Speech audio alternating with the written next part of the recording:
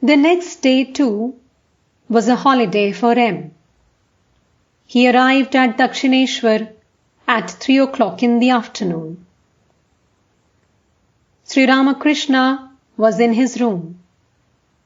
Narendra, Bhavanath, and a few other devotees were sitting on a mat spread on the floor. They were all young men of 19 or 20. Seated on the small couch, Sri Ramakrishna was talking with them and smiling.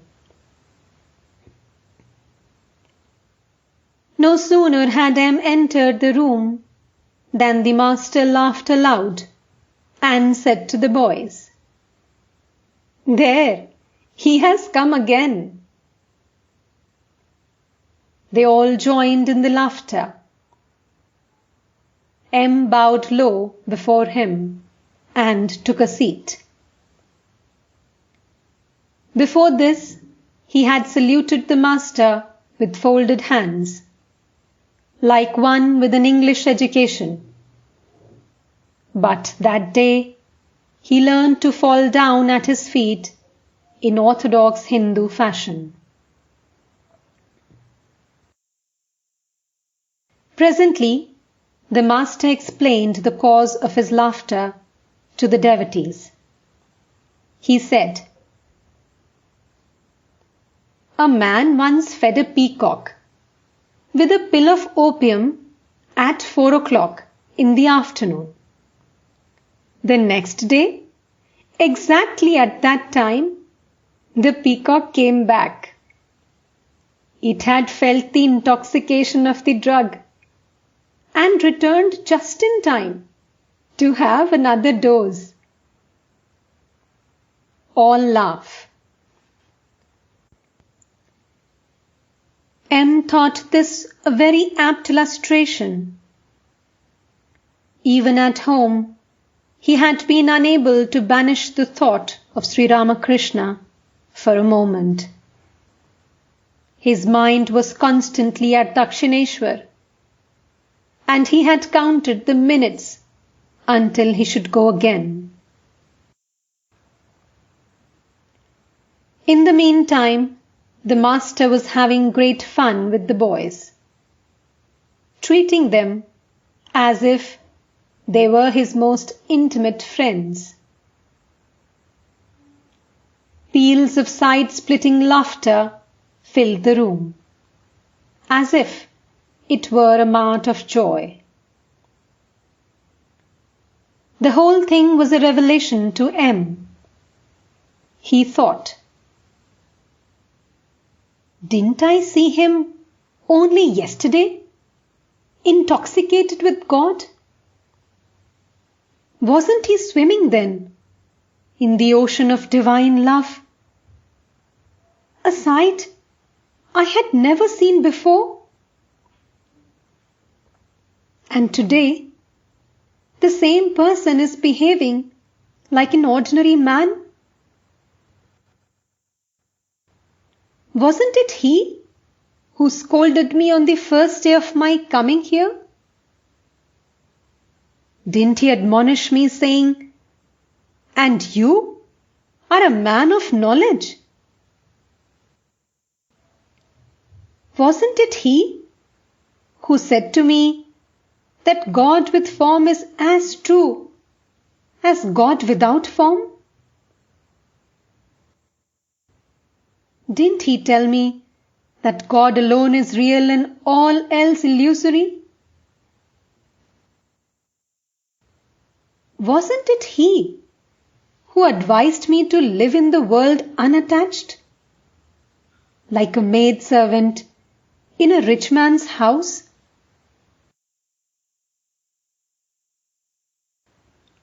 Sri Ramakrishna was having great fun with the young devotees.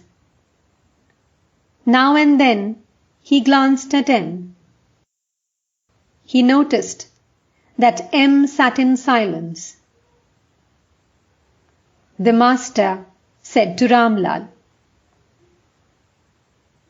"You see, he is a little advanced in years. and therefore somewhat serious. He sits quiet while the youngsters are making merry. M was then about 28 years old. The conversation drifted to Hanuman, whose picture hung on the wall in the master's room. Sri Ramakrishna said, "Just imagine Hanuman's state of mind. He didn't care for money, honor, creature comforts, or anything else. He longed only for God. When he was running away with the heavenly weapon that had been secreted in the crystal pillar, Mandodari began to tempt him with various fruits, so that he might come down and drop the weapon." Footnote: the story referred to here is told in the Ramayana. Ravan had received a boon as a result of which he could be killed only by a particular celestial weapon. This weapon was concealed in a crystal pillar in his palace. One day Hanuman, in the guise of an ordinary monkey, came to the palace and broke the pillar. As he was running away with the weapon, he was tempted with fruit by Mandodari, Ravana's wife, so that he might give back the weapon. He soon assumed his own form and sang the song given in the text. Footnote ends.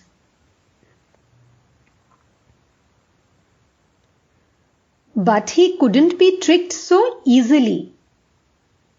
In reply to her persuasions, he sang this song.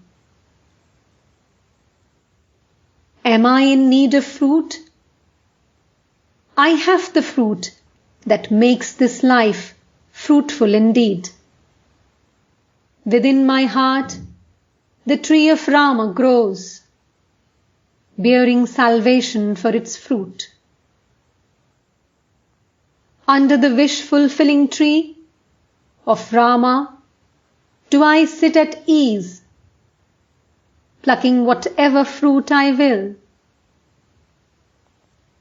But if you speak of fruit, no beggar I for common fruit. Behold, I go, leaving a bitter fruit for you. As Sri Ramakrishna was singing the song, he went into samadhi. Again, the half-closed eyes and motionless body that one sees in his photograph. Just a minute before, the devotees had been making merry in his company.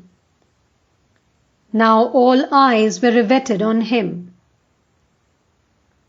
Thus, for the second time, M saw the master in samadhi. After a long time, the master came back to ordinary consciousness. His face lighted up with a smile, and his body relaxed. His senses began to function in a normal way. He shed tears of joy as he repeated the holy name of Ram. M wondered whether this very saint was the person who, a few minutes earlier, had been behaving like a child of 5. The master said to Narendra and M, I should like to hear you speak and argue in English." They both laughed, but they continued to talk in their mother tongue. It was impossible for them to argue any more before the master. Though Sri Ramakrishna insisted, they did not talk in English.